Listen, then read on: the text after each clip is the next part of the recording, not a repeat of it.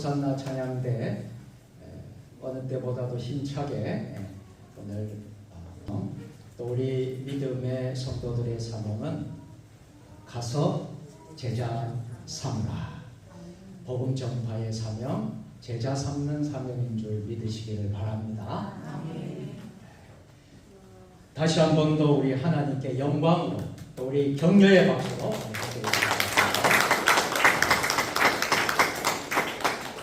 성경을 높이 드시고 우리의 믿음을 고백하겠습니다.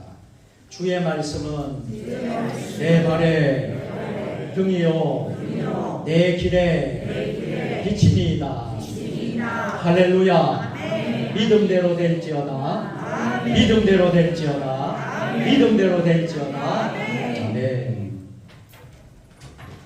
계절의 여왕 또 가정의 달 5월을 맞이해서 우리 세종 주님의 교회는 가정을 주제로 해서 우리가 매주마다 하나님의 말씀을 듣고 또 우리의 삶 속에서 또 하나님이 주신 가정을 좀 아름답게 만들고 세워나가는 그런 달로 우리가 지금 지키고 있습니다. 첫째 주에는 자녀라는 제목으로 하나님 말씀을 우리가 상고하고 우리 다음 세대들, 우리의 자녀들을 축복하고 우리가 믿음의 바톤 터치, 믿음의 유산을 잘 우리 자녀 자손들에게 물려줄 것을 말씀을 드렸고, 우리가 지난 시간에는 부모 사랑으로 우리가 이 땅에 우리가 존재하고 이 땅에서 우리가 이렇게 사역하고 할 수 있는 것은 다 그 어버이의 은혜고 부모의 은혜고 특별히 하나님의 은혜였음을 우리가 믿고 또 우리가 부모로서의 사명을 잘 감당하자는 말씀을 나누었습니다. 자, 오늘은 스승의 주일이기도 하고 특별히 부활절 7번째 주일로 우리가 지키게 되었습니다. 많은 부모님들이 다 있어요. 저도 두 자녀가 있고요. 또 여러분들에게도 다 자녀 자손들이 있는데요. 모두가 자녀를 키우면 어떤 부모든지 아이가 내 품 안에서 행복했으면 좋겠다고 생각합니다. 여러분 그렇지 않나요? 우리 자녀가 행복하기를 바라는 것이 부모의 가장 큰 소원입니다. 서구 사회만 해도 18세만 되면 독립을 시킵니다. 그러나 한국 부모들은 자신이 죽을 때까지 자식을 품에 품고 행복했으면 좋겠다라는 마음을 다 가져요. 자신의 품에서 자식들에게 물려주고 행복하게 해줘야겠다 하는 마음이 어느 나라보다도 커서 그럴 것이라고 생각을 합니다. 지난 주일에 우리가 주일 예배를 마치고 점심 코이노니아 만찬 시간에 우리 김두성 선교사님 그리고 박수인 선교사님과 자리를 같이 앉아서 식사를 하는데요. 지난주에 미국 뉴욕의 더 브릿지 교회라는 교회에 사역차 한 5개월간 식사를 하는 중에 주일 예배 마치고 점심을 마쳐놨는데 우리 김두성 선교사님의 아내인 박수인 선교사님이 저에게 그런 이야기를 하는 거예요. 참 우리 세종 주님의 교회는 고향과 같은 교회인 것 같습니다. 너무나 따뜻하고 사람이 많고 고향 교회에 온 것 같습니다. 그렇게 이제 말씀을 하시면서 참 은혜를 나누었어요. 비단 우리 교회뿐이겠습니까? 저는 교회가 왜 고향 같을까? 교회에 오면 왜 편안하고 그렇게 행복할까? 하는 것을 생각해 보면 예수님 품 안에 있기 때문에 예수님 품이기 때문에 따뜻하고 행복하라고 믿습니다. 여러분 한번 옆 사람 보시면서 이렇게 축복합시다. 예수님 품 안에서 늘 살기를 바랍니다.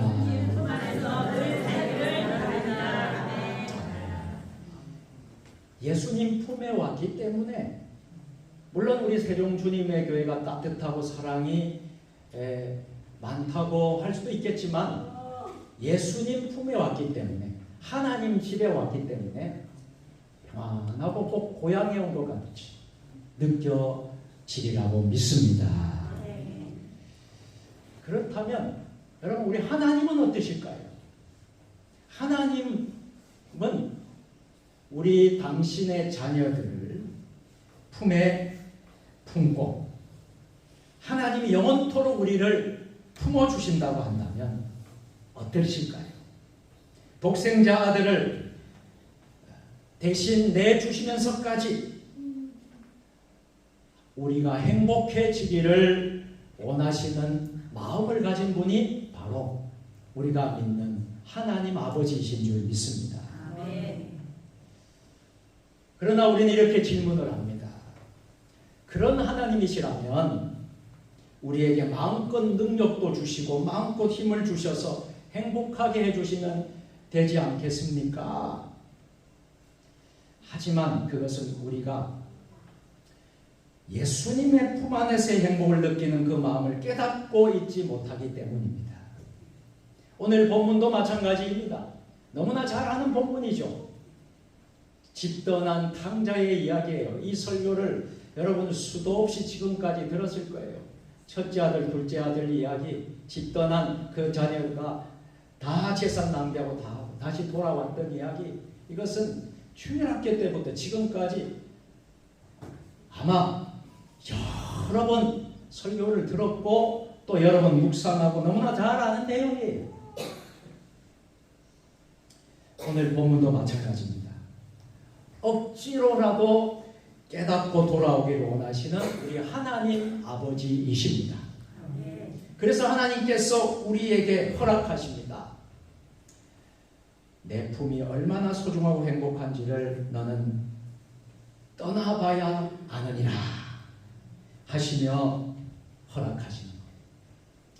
여러분 그런 말씀을 많이 우리가 하지요. 종종 집 떠나면 잘 아시네요. 집 떠나면 개고생이다. 네. 왜 집 떠나면 개고생입니까? 여러분 집이 그만큼 평안하고 내 집이 그만큼 행복하다는 거예요. 아무리 좋은 호텔, 아무리 좋은 나라, 아무리 좋은 곳에 가도요.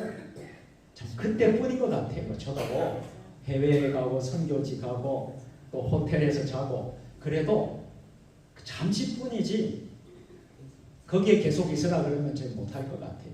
예. 그래서 제가 오늘 우리 선교사님들이 좀 몇 분 오셨는데 참 대단히 참 존경스러워요. 우리는 선교지 가서 선교한다고 우리가 섬긴다고 하지만 그 기간 끝나면 다시 돌아오잖아요. 근데 여기 계신 우리 선교사님들은 그곳에 살아야 돼요. 참 그래서 제가 참 대단하시고 또 우리가 기도로 응원하고 우리가 섬겨야 되겠다는 마음을 가지게 됩니다. 내 품이 아버지의 품이 얼마나 소중하고 행복한지는 너는 떠나봐야 안다라는 거예요. 우리 모두가 탕자이기 때문에 떠나봐야만 행복한지를 깨닫게 됩니다. 시간이 가면 갈수록 우리는 역사에 일어난 일들을 쉽게 잊어버릴 때가 많습니다. 우리나라가 일제 강점기 36년 동안 나라 잃고 우리가 참 유리방황하고 얼마나 고통스러운 그 시간이 있었습니다. 또 안타깝게도 해방을 맞이하고 광복을 맞이하고 몇 년 후에 여러분 6.25 전쟁으로 한국 전쟁으로 인하여서 얼마나 고통을 많이 받았습니까? 그런데 이 모든 것을 잊어버렸어. 주변에 우리 애국자들을 찾아보기가 참 쉽지 않은 것 같습니다. 그래서 나이 많은 70, 80 연세 드신 그런 분들은 이런 과정들을 다 겪었기 때문에 저분들이 애국자일 수밖에 없는 것은 내 나라를 다 빼앗겨 보았기 때문이라는 거죠. 가난한 나라를 할지라도 내 나라에 사는 것이 얼마나 귀한지 아는 것입니다. 그래서 나라를 지키기 위해서 6.25 전쟁에서 피가 터지도록 목숨 걸고 생명 걸고 나라를 지키기 위해서 싸웠는지 모릅니다. 조국을 위해 싸웠다는 것은 외세에 지배받아 보고 나라를 빼앗겨 봤기 때문에 너무나 소중함을 알고 있기 때문이에요.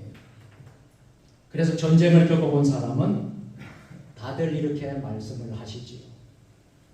전쟁은 두 번 다시 일어나서는 안 됩니다. 내 옆에서 내 동지가 죽어 쓰러져 가고 있는 모습을 볼 때 그것을 어떻게 잊을 수가 있겠습니까? 그리고 모두가 무너지고 부서져도 아무것도 없는 폐허가 됩니다. 그때 그 시간들을 살아내셨던 분들이 오늘의 시간을 정말로 진정으로 감사하지 않겠습니까? 당연히 주어진 것이고 풍족하고 가려먹을 수 있는 시대가 오늘이라면 전쟁 가운데 혹독한 시간을 보낸 사람들에게는 오늘이 진정한 감사일 것입니다. 부모가 있는 사람은 부모가 있어서 행복한 것을 잘 모를 수 있습니다. 그러나 고아가 된 사람은 부모의 소중함을 알게 됩니다. 교회도 마찬가지예요. 교회가 있다는 것이 얼마나 소중한지 모릅니다. 내 교회가 있고 내가 섬기는 교회가 있다는 것이 얼마나 귀한지 여러분 기억하시길 바랍니다. 내가 직접 아버지 품을 떠나보지 않으면 깨닫지 못하는 거예요. 그것을 깨달을 수 있는 능력이 없기 때문이지요. 아버지의 품을 깨닫게 하시는 분이 누구십니까? 우리 하나님 아버지이십니다. 그러면 하나님의 품이 무엇입니까? 에덴 동산에 있는 것이 바로 하나님의 품이에요.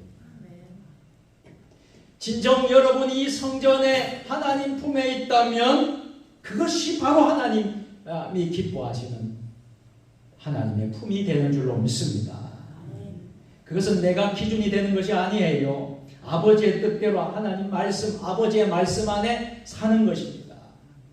여러분, 아버지의 품에, 예수님의 품 안에 머물기를 원하십니까? 그러면 아버지의 뜻대로 사시기를 바랍니다. 아버지의 말씀 안에 사시기를 바랍니다. 그분 안에 거할 때에 진정한 행복과 진정한 기쁨이 우리에게 있는 것입니다. 우리 모두가 아버지의 품을 떠났습니다.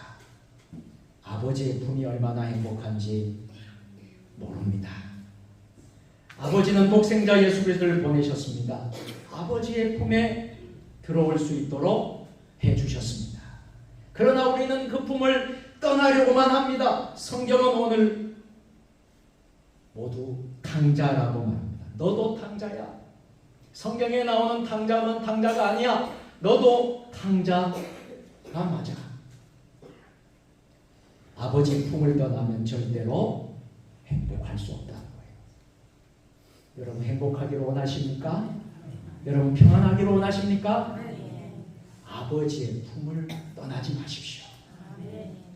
이것을 놓치지 말아야 돼요. 신명기 10장 13절을 다 같이 읽겠습니다. 내가 오늘 내 행복을 위하여 내게 명하는 여호와의 명령과 규례를 지킬 것이 아니라. 아멘. 여기에 말씀 보면 내 행복을 위하여입니다. 말씀의 품 안에 있을 때의 진정한 행복을 알게 되는 것입니다. 여기에서만 진정한 행복과 형통의 복이 있습니다. 그 품을 떠나면요 잠시 행복할 것이라고 착각할 뿐이에요. 여호수아 1장을 자세히 읽어보십시오. 모세가 죽으면서 여호수아에게 모든 것을 다 맡기고 위임하고 이양하는 장면이 나옵니다. 여호수아 1장 8절이죠. 다 같이 이 율법책을 내 입에서 떠나지 말게 하며 주야로 그것을 묵상하여 그 안에 기록한 대로 다 지켜야 한다. 그리하면 내 길이 평안하게 될 것이다. 내가 형통하게. 무슨 말씀입니까? 예수님의 품 안에서만 진정한 행복이 있다는 거예요. 그래서 율법책 하나님의 말씀을 입에서 떠나지 말도록 말씀 안에서 머물고 말씀 안에서 거하고 말씀으로 늘 충만하기를 원하시는 것입니다. 그럴 때 길이 평탄해지고 형통해진다는 사실이에요. 진정한 행복은 여기에 있는 것이에요. 그러나 예수님을 떠나면 우리에게는 탕자에게 찾아온 것처럼 그런 안타까운 결과가 나올 수밖에 없다는 거예요. 누가복음 오늘 본문 15장 12절과 13절을 다 같이 읽겠습니다. 그 둘째가 아버지에게 말하되 아버지여 재산 중에서 내게 돌아올 궁깃을 내게 주소서 한지라. 아버지가 그 살림을 각각 나눠 주었더니 그 후 며칠이 안 되어 둘째 아들이 재물을 다 가지고 먼 나라에 가 거기서 허랑방탕하여 그 재산을 낭비하더니. 아멘. 한번 따라서 해볼까요? 그 재산을 낭비하더니. 예수님을 떠난, 아버지를 떠난 탕자에게 찾아온 결과는 첫 번째로 낭비했다는 것입니다. 아버지의 품 안에 있으면 낭비가 되지 않는데, 아버지의 품 밖에 있다면 그것은 낭비했다는 것입니다. 여러분, 오늘 말씀을 들으면서, 오늘 주일을 지키면서 여러분 마음속에 여러분을 한번 다 돌아보시기를 바랍니다. 내가 아버지 품 안에서 늘 거하고 있는가? 아버지의 품을 떠날 때가 많았는가? 여러분, 아버지 품 밖에 있다면 우리는 낭비하는 것입니다. 세상 품으로 가면 더 잘 될 것으로 생각하고 자신했습니다. 간섭받지도 않고 더 살아갈 수 있도록 더 잘 될 것이라고 자신이 있었습니다. 그러나 하루하루의 삶의 시간이 낭비되어 가고 있다는 것을 까마득해 잊어버리고 있는 것입니다. 어려운 말은 아니지만 그 적용이 쉽지 않습니다. 아버지의 품 안에 있지 않으면 우리는 시간을 낭비하는 거예요. 아버지 품에 있는 것은 하나님의 백성이 되는 것입니다. 하나님의 말씀 안에 있는 것입니다. 이것이 생명책에 기록되어 있는 것이고 이 땅에서 하나님의 백성으로 낭비가 되지 않게 하는 삶이 되는 것입니다. 그렇지 않다면 모든 것이 낭비일지도 모릅니다.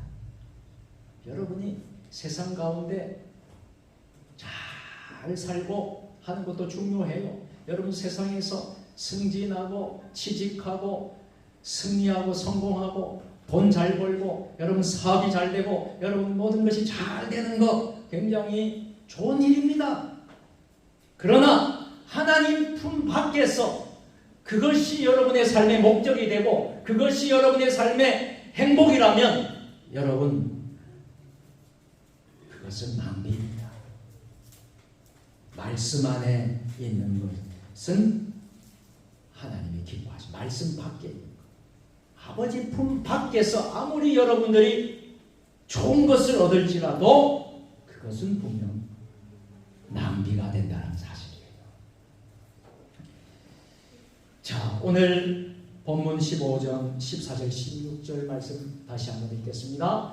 다 없앤 후 그 나라에 크게 흉년이 들어 그가 비로소 궁핍한지라 가서 그 나라 백성 중 한 사람에게 붙여 사니 그가 그를 들러 보내 돼지를 치게 하였는데 그가 돼지 먹는 지염 열매로 배를 채우고자 해 주는 자가 없는지라. 아멘. 얼마나 여러분 다 결국 낭비가 되어버린 거예요. 얼마나 불행한 삶이 되었습니다. 주님을 떠난 탕자에게 찾아온 결과는 또 어떤 결과였습니까? 또 하나는 비참함이라는 거예요. 비참하게 끝난다는 것입니다. 사람들은 생각을 합니다. 아버지 품 밖에 있는 사람들이 더 멋지게 사는 것 같다. 예수 믿지 않는 사람이 예수 믿는 사람보다 더 멋지고 더 화려하고 더 좋게 사는 것 같다. 교회 다니는 사람은 좀 고리타분하고, 교회 다니는 사람은 꽉 막혔고, 교회 다니시는 생각하는 사람은 좀 별로 자유함도 없는 것 같고, 어디에 매여있고 묶여있는 것 같다. 이렇게 생각합니다. 아버지 품 밖에 있는 사람들이 말을 하는 거예요. 아버지 품 밖에서 이것만 소유하고 있으면 비참해지지 않을 것으로 말을 합니다. 그래서 아버지 품 밖에 있어도 얼마나 떵떵거리고 큰 소리 치면서 멋지게 사는 줄 아느냐? 이렇게 말을 하지요. 여러분 잘 들으십시오. 그러나 아버지 품 밖에 있으면 모두가 허망해진다. 비참해진다는 거예요. 비참하게 끝난다는 것입니다. 여러분 잘 아는 넥슨이라는 아주 회사가 있습니다. 넥슨의 창업자가 김정주라는 분이에요. 이분이 이 창업을 할 때는 6천만 원으로 창업을 시작해서 개인 돈만으로 63억 달러, 어마어마하죠? 8조가 넘는 자산가가 되었습니다. 그런데 그가 갑자기 작년이었죠. 갑자기 하와이에서 죽었습니다. 불과 나이도요 50대 초중반밖에 되지 않았어요. 그가 오늘을 살아내는데 큰 돈도 필요 없다고 하며 집안기채와 1억 2억만 있으면 족하다고 했지만 오랫동안 그는 우울증에 시달리다가 결국 유명을 달리했습니다. 그런 물질이 행복한 것만은 아닌 것 같습니다. 많이 가졌다고 행복한 것만은 아니에요. 아버지의 품 밖에 있으면서 보이는 것에 여러분 속으시면 안 됩니다.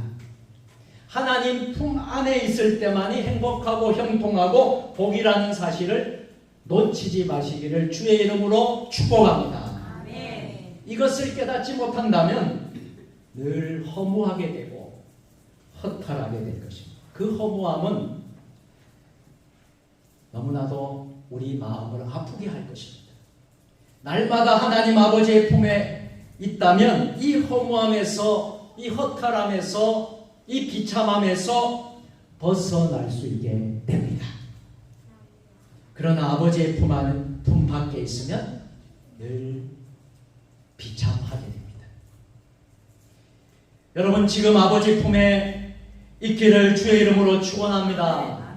평생토록 아버지 품 안에 머물기를 축복합니다. 자식은 떠나면서 허탈하고 허무하며 비참할 수 있으나 아버지 품 안에 들어가는 것, 아버지 품 안에서만 이 허무에서 벗어날 수 있는 것입니다. 비참함과 허무함을 알게 된, 이제 깨닫게 된 탕자가 이제 어떤 결단을 하게 되죠? 아버지의 품 안이 그리워지는 거예요. 그렇게 꼭 겪어야 할 아버지 품이 그리울까요? 아버지의 품 안이 진정한 행복이 있기 때문입니다. 말씀 안에 있는 것이 아버지의 품입니다. 여기에서만 진정한 행복이 있는 것입니다. 아무런 의미 없는 순간이 되었을 때에 이렇게 하려고 내가 했나? 이렇게 끝나려고 내가 일을 했나? 개만도 못한 주제가 되었나? 늙고 나니 이렇게 된 것이 얼마나 허탈합니까? 그러나 그럼에도 일평생 아버지 품 안에 있는 것이 진정한 행복인 줄 믿습니다. 그래서 탕자가 오늘 이렇게 고백을 하고 있어요. 누가복음 15장 17절부터 19절 같이 다 같이 이에 스스로 돌이켜 이르되 내 아버지에게는 양식이 풍족한 품꾼이 얼마나 많으나 나는 여기서 죽는구나. 내가 일어나 아버지께 가서 이르기를 아버지 내가 하늘과 아버지께 죄를 지었사오니 지금부터는 아버지의 아들이라 일컬음을 감당하지 못하겠나. 나를 품꾼의 하나로 보소서 하리라 하고. 아멘. 아버지의 품을 떠나고 나니 비참함을 깨닫습니다. 아버지의 품이 얼마나 좋은지 알았습니다. 모든 것이 다 사라져 아무것도 없어도 아버지의 품이 그토록 귀한 것임을 깨달았습니다. 그래서 용기를 내어 결단합니다. 사랑하는 여러분, 우리는 날마다 시간마다 결단하고 용기를 내어 아버지 품으로 가는 것이 얼마나 행복하다는 것을 알게 되기를 바랍니다. 그래서 날마다 시간마다 아버지께로 가야 돼요. 예수님의 품만이 행복합니다. 이것을 강자는 이제서야 깨닫습니다. 비참한 현실에 서보고 나니 깨닫게 되었습니다. 깨달은 후에 강자가 이렇게 돌아가지요. 오늘 본문 20절입니다. 이에 일어나서 아버지께 돌아가니라. 아직도 거리가 먼데 아버지가 그를 보고 측은히 여겨 달려가 목을 안고 입을 맞추니. 사랑하는 세종주님의 교회 성도 여러분, 매 순간 아버지의 품으로 들어가야 합니다. 세상에 나가면 언제나 탕자와 같은 생각을 하게 되지만 그때마다 말씀의 품으로 들어가면 아버지께서 좋아하시고 기뻐하십니다. 21절부터 24절 읽고 오늘 말씀을 마무리하겠습니다. 아들이 이르되 아버지 내가 하늘과 아버지께 죄를 지었사 지금부터는 아버지 아들이라 일컬음을 감당하지 못하겠나이다 하나. 아버지는 종들에게 이르되 제일 좋은 입히고 손에 가락지를 끼우고 아래지는 시키라. 그리고 살찐 송아지를 끌어다가 잡으라. 우리가 먹고 즐기자. 이 내 아들은 죽었다가 다시 살아나자. 내가 잃었다가 다시 얻어노라. 그들이 즐거워하노라. 아버지의 품이 어떤 품인지를 알고 돌이켜 아버지께 갔을 때 아버지가 너무나 행복해 하십니다. 그러나 이 사실을 우리는 알아야 합니다. 아버지의 행복이 내 행복이라는 것을 알아야 합니다. 아버지의 품으로 들어가는 것이 하나님의 영광이 되고 나에게는 최고로 영화스럽게 된다는 사실입니다. 깨달아야 할 것은 그 품에 들어갔더니 먹을 것을 염려하지 않습니다. 그 품에 들어가 있으면 내가 필요한 것을 그때마다 공급해 주시는 하나님 아버지이십니다. 예수님의 품 안에서만 진정한 행복이 있습니다. 내가 아버지의 품에 들어가는 것은 하나님께 영광을 돌리는 것입니다. 그 품에 있는 자체가 우리에게 영광이고 기쁨이고 행복인 것입니다. 오늘 우리가 거룩한 주일을 지키면서 저와 여러분 모두가 예수님의 품 안에서 늘 행복한 삶을 누리며 살아갈 수 있기를 우리 주님 예수님의 이름으로 축원합니다. 아멘. 거룩하시고 자비로우신 하나님, 아버지의 품 안에서 예수님의 품 안에서 진정한 행복을 누리며 살아가는 복된 주의 자녀들 되게 하여 주옵소서. 예수님의 이름으로 기도드립니다.